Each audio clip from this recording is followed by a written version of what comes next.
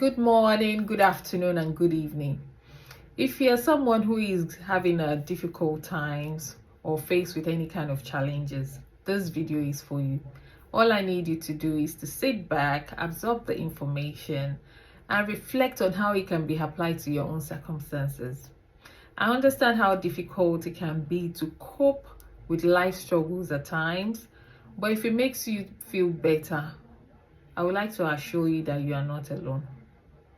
At the same time, I would like to plead with you and encourage you. When you start seeing signs of depression, please seek help. But seek help from the right people.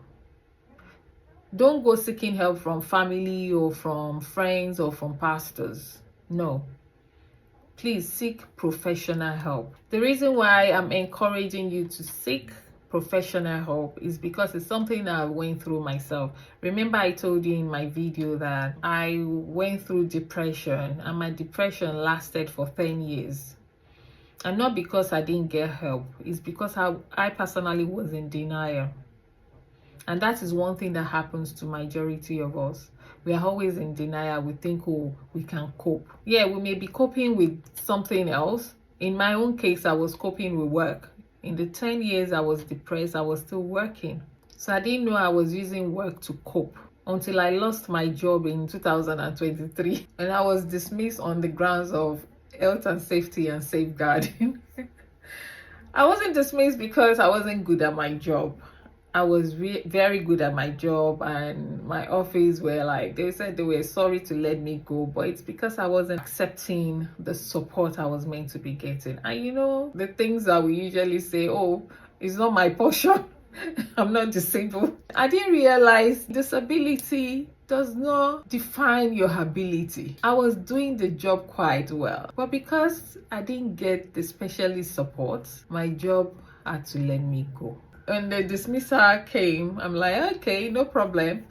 I'm going to enjoy myself. I went gallivanting, traveled, did all the travel that I needed to do. Like, I don't need any manager to come and approve my leave now, so I can enjoy myself. So I did the travel between February and June. And by July, when I came back home, it now dawned on me. And now I started seeing the real sign now started coming out. So when I sit in front of the TV to watch TV, I just realized that I'll be shedding tears, crying for no reason. It's not that I had any good news or anybody did anything to me. I'll just be crying. So it happened the first day, second day, the same thing. Third day, the same thing. So I now said, no, this is not right. This is not a good sign. And what did I do? I pick up my phone and called the mental health services. Yes. I referred myself to mental health services. I didn't call friend, though. I didn't call pastor. I didn't call no family member. I referred myself to mental health services because those are the professionals that felt like, yes, these people will be the best people to help me in this situation. And the lady that did my assessment, it was a telephone assessment, by the way, and the lady now, you know, one of the things she said that actually piqued was, in her word, she applauded my courage for calling. And then she said, most Black people wouldn't make this call. That she actually applauded my courage. And after that, she put everything in place for me, referred me to other professionals that will come in and help me. So they assigned someone to be coming to the house to sit with me, to give me some talking therapy and all that.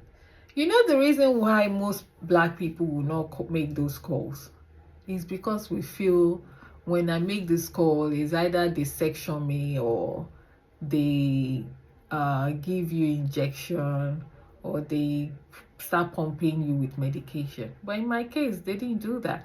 And the reason why I know that that's not always the case is because I've worked in mental health services before. And I didn't allow my situation to get to the stage where they will now start giving me medication or start giving me injection. So when you pick up the sign early, it's better to do something about it before it gets worse. All they offered me was therapy. So they sent someone to the house. This lady comes in twice a week. We just talk, or sometimes we go out for coffee. We go to tennis, we go to the gym, we go to, we go out until they now realize that, oh, it's because I lost my job.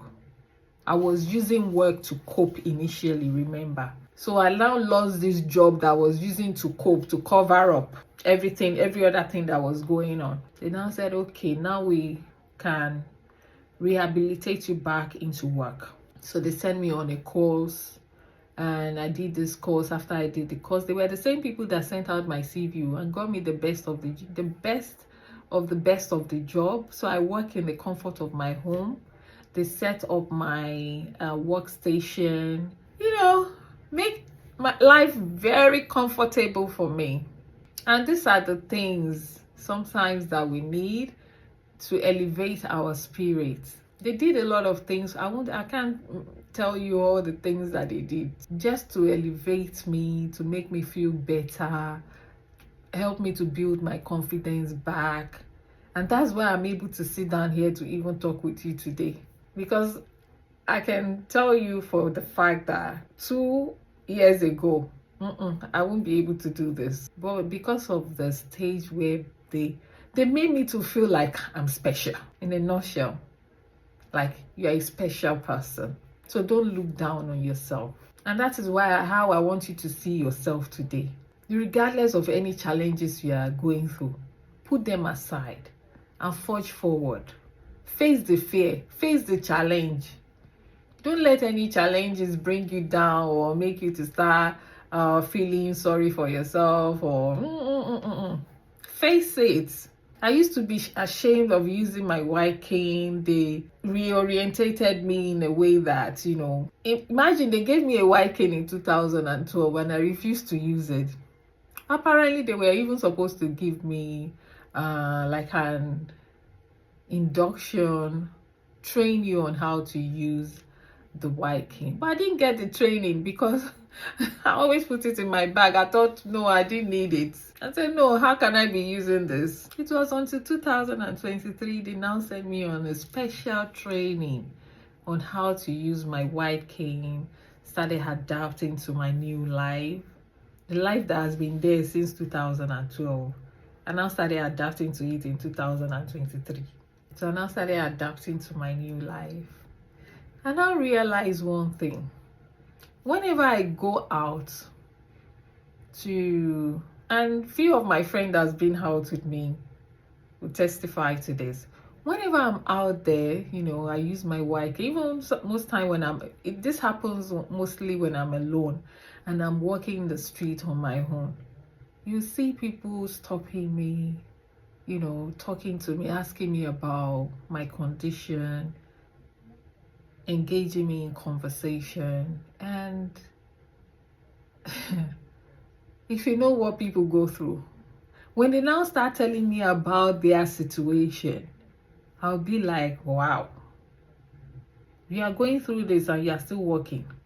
And before we part, they will either ask me if they can hug me, or I ask them if I can hug them, and we'll hug each other. Everybody will go their separate way. So sometimes what people need is a hug. So as friends, even if you don't have any encouraging word or you don't have anything to say to people, rather than making them to feel bad, just open your hands and give them a hug. That hug, if you know what that hug does. I've hugged a stranger on the street, a lady that stopped me, and we started talking. She told me her condition. After she asked me about my condition, and she told me about her condition. And I just said to her, can I hug you? The moment I hugged her, the both of us started crying. A stranger. She was crying on my shoulder. She needed a shoulder to cry on. Even me, I needed a shoulder to cry on. God now allowed the two of us to meet on the street. And we now gave each other a shoulder to cry on. And that is how life should be. So if you notice there is anyone around you going through any struggle, going through anything, please try as much as possible to make them feel better. Don't ignore people around you. I will tell you another story. I went to Zurich with my friend, my very good friend, in November, just last November, and a Ghana lady, the moment she saw me with a white king, she walked to us and she said, "Oh, how are you?" I said, "Oh, I'm fine." And she said, "You know what?" Then she started telling us about her brother. She first of all asked for asked about my condition. I explained to her, and she started telling us about her brother in Ghana, a university graduate who now he now lost his sight after his graduation. And this lady was now telling us how she's been trying to help, and as she was explaining, she started crying. So what I just said to her, gave her a word of encouragement and asked her if I could hug her. And she said, "Oh yes, I need it." So I hugged her. And that is one thing about me now, because I know I don't know why God has put me in this position, to be honest with you, but I know it's for a reason. Because there is no day I will go out, somebody will not stop me to ask about my condition. And by the time I explain my condition to you, you'll now be telling me your own story. And I will now realize that, even your own condition is even worse than mine. But I always make sure I give them that hug before we depart. So please, I hope I've been able to encourage someone today. If you are going through anything, if you are seeing some signs, please get help. But the bottom line is to get help from the right place, from the right people. Don't go getting help from somebody that will tell you, just be praying. Get a professional help and be praying about it as well. I hope I've been able to bless you. If my video will only save one life, to be honest, that one life is a win for me. So thank you so much for listening, and have a beautiful day. I'm gonna start my day now. You take care.